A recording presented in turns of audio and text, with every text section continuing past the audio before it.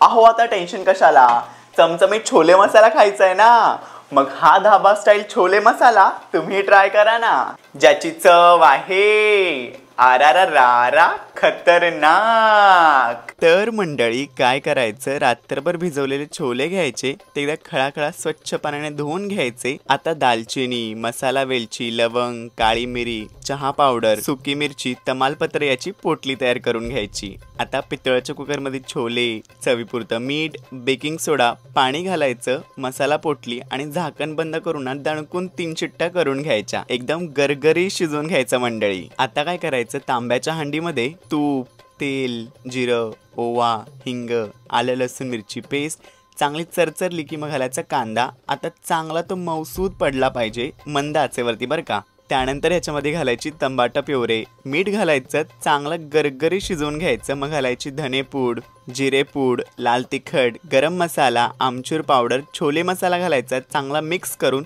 तेल चुटचुटलं की मग शिजवलेले छोले आणि थोडे अधूनमधून कुस्करून घ्यायचे। गरम पाणी घालायचं आणि चांगली खळखळून उकळी फोडून आटवून घ्यायचं। कोथिंबीर, आल्याचे काप घालायचे आणि तयारी की तुमचा धाबा स्टाईल रसरशीत असा छोले मसाला। वरून एक दणकून तडका द्यायचा। आहा, धाबा स्टाईलचा फील आता घरच्या घरी। आता भटुरे तळतो, तुम्ही खायला बसा। बसताय ना मंडळी?